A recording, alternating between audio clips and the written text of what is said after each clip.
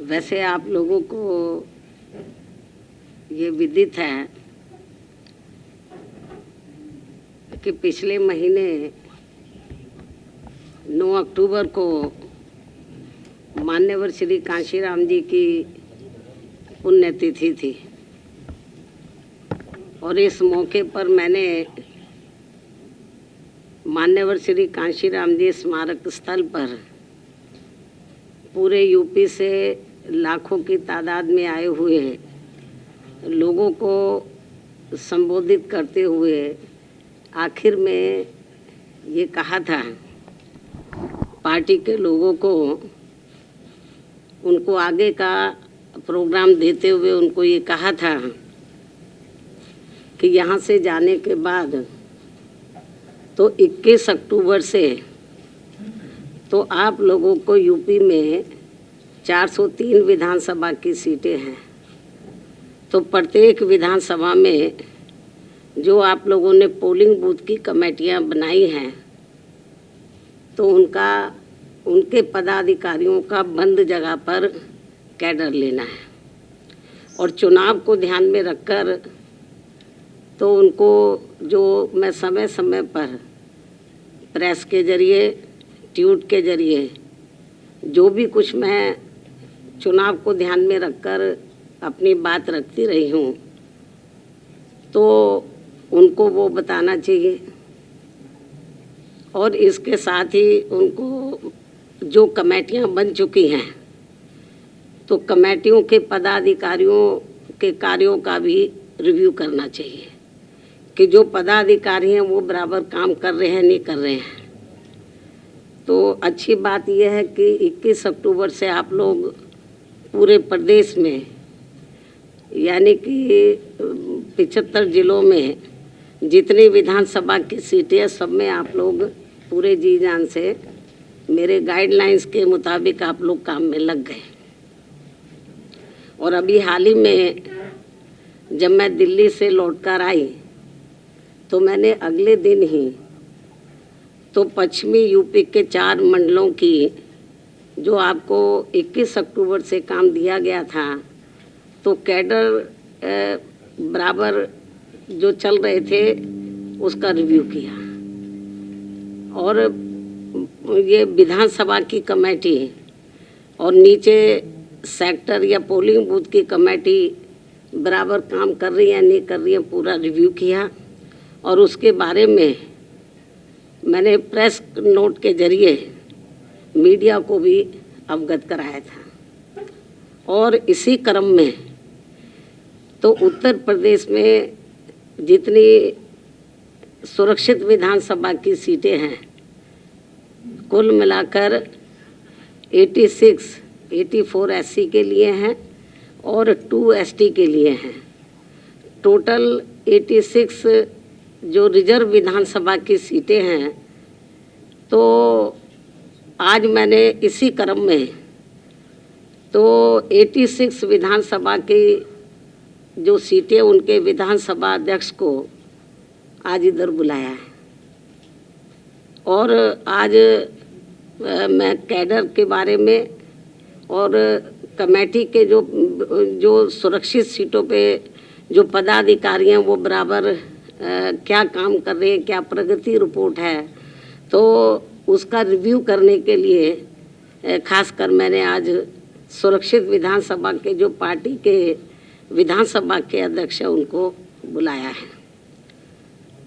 मैं मीडिया बंधुओं को ये कहना चाहती हूँ कि आज बीएसपी प्रदेश कार्यालय लखनऊ में यूपी की सभी सुरक्षित विधानसभा की सीटों के बीएसपी के केवल विधानसभा अध्यक्षों की ये अति महत्वपूर्ण व जरूरी बैठक बुलाई गई है। और इस खास बैठक में तो प्रदेश की प्रत्येक ऐसी विधानसभा की सीट पर पार्टी संगठन की सभी स्तर की कमेटियों के कार्यों की व खासकर पोलिंग बूथ की कमेटियों को जो कैडर दिए जा रहे हैं वो कैडर के कार्यों की तथा सर्व समाज में पार्टी के जनाधार को बढ़ाने की स्थिति की भी गहन समीक्षा आज की बैठक में की जाएगी। साथ ही प्रदेश की सभी सुरक्षित विधानसभा की सीटों को जिताने के लिए ठोस रणनीति तय करने पर भी विस्तार से विचार विमर्श किया जाएगा। इसके साथ साथ प्रदेश की सभी सुरक्षित विधानसभा की सीटों पर अपर कास्ट समाज में से खासकर ब्राह्मण समाज को जोड़ने के लिए पार्टी के राष्ट्रीय महासचिव व राज्यसभा सांसद श्री एस.सी. मिश्रा जी की टीम को भी अलग से विशेष ये जिम्मेवारी सौंपी गई है, जो इनके साथ बैठकर इसके लिए आज ही आगे की पूरी रूपरेखा भी तैयार करेंगे। इतना ही नहीं बल्कि ये सभी कार्य पूरी ईमानदारी व निष्ठा से पूरे करने के लिए इनको कुछ जरूरी दिशा निर्देश भी दिए जाएंगे। वैसे मुझे पार्टी के आज आए हुए सभी विधानसभा इंचार्जों व अध्यक्षों पर ये पूरा भरोसा है कि सन 2007 की तरह इस बार भी प्रदेश की सुरक्षित विधानसभा की सीटों पर पार्टी का जरूर अच्छा रिजल्ट आएगा। अब मैं मीडिया बंधुओं को ये भी अवगत कराना चाहती हूँ कि बीएसपी दूसरी पार्टियों की तरह कहने में बहुत कम बल्कि कार्य करके दिखाने में ही ज़्यादा विश्वास रखती है। इसलिए हमारी पार्टी किसी भी चुनाव में दूसरी पार्टियों की तरह अपना कोई भी चुनावी घोषणा पत्र आदि जारी नहीं करती है और इसके बिना ही यूपी में 4 बार बीएसपी के नेतृत्व में बनी सरकार ने प्रदेश के विकास व आम जनहित में असंख्य ऐतिहासिक व महत्वपूर्ण कार्य किए हैं, जिन्हें इस चुनाव में प्रदेश की जनता को याद दिलाने के लिए एक फोल्डर भी तैयार किया गया है, जो पार्टी द्वारा जन जन तक पहुंचाया जाएगा। साथ ही उन्हें ये भी आश्वस्त किया जाएगा कि इस बार विधानसभा आम चुनाव में बीएसपी की सरकार बनने पर फिर से आगे भी ऐसे ही सर्वजन हिताय व सर्वजन सुखाय के कार्य किए जाएंगे। और फोल्डर जो तैयार किया है तो वो ये है, आपको भी दे दिया जाएगा, मीडिया को भी। ये हमने ये कई पेज का फोल्डर है, तो जो हमने तैयार किया है तो यूपी में ये पूरे 403 विधानसभा में गांव-गांव और कस्बे तक इस फोल्डर को लोगों को, इधर कांग्रेस पार्टी पावर में रही उसने भी नहीं किए, अन्य किसी पार्टी ने भी इतने कार्य नहीं किए हैं इतने कम समय में, और मौजूदा वर्तमान भाजपा सरकार ने भी इतने कार्य नहीं किए हैं। और इस फोल्डर में कोई विस्तार से जानकारी नहीं दी गई है, बल्कि जो मुख्य महत्वपूर्ण कार्य हैं उनका वर्णन किया गया है, तो ताकि ये जन जन तक ये मालूम हो जाए कि बीएसपी दूसरी पार्टियों की तरह कोई घोषणा पत्र आदि जारी नहीं करती है, कहने में कम कार्य करके दिखाने में ज़्यादा विश्वास रखती है। और ये हमने अपनी 4 बार की हुकूमत में ये सब करके दिखाया है। तो ये फोल्डर आज जारी किया जा रहा है, पूरे प्रदेश में ये फोल्डर जाएगा और लोगों को मालूम हो जाएगा कि हमने क्या कार्य किए, और आगे हमारी सरकार बनती है तो इसी पैटर्न पर फिर से कार्य किए जाएंगे।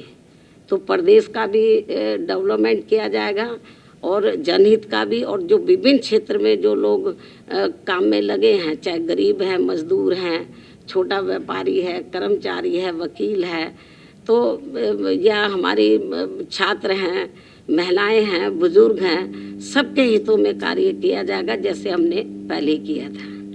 और ये सब वैसे तो आप लोगों को मालूम है, मीडिया भी मालूम है, लेकिन मीडिया दर्शाता नहीं है। आपकी भी अपनी मजबूरी है, कितना दिखाना है बीएसपी को मैं समझ सकती हूँ, तो आपकी भी अपनी मजबूरी है, लेकिन हमारी भी अपनी मजबूरी है। जब हमें लगा कि आप लोग हमारे कार्यों को बराबर दर्शा नहीं रहे हैं, तो फिर हमें ये मजबूर होकर ये फोल्डर तैयार करना पड़ा है, जो जन जन तक ये जाएगा।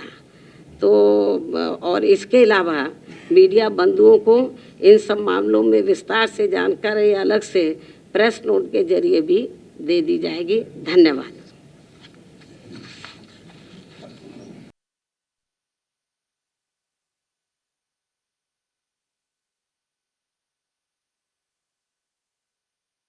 क्या ये चुनाव प्रचार नहीं है तो क्या है? 9 अक्टूबर को लाखों की संख्या में लोग आए थे, वो चुनाव प्रचार नहीं था। इससे पहले 7 सितंबर को पूरे प्रदेश से ब्राह्मण समाज के लोग आए, क्या वो चुनाव प्रचार नहीं था? और ये जो आज मीटिंग बुलाई गई है तो ये भी तो चुनाव प्रचार का ही एक पहलू है।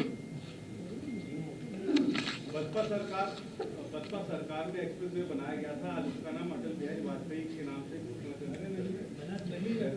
अभी तो मैंने मेरे ख्याल अभी तो सुना नहीं है, जब ये घोषित हो जाएगा तो उसी समय इसकी प्रतिक्रिया दी जाएगी।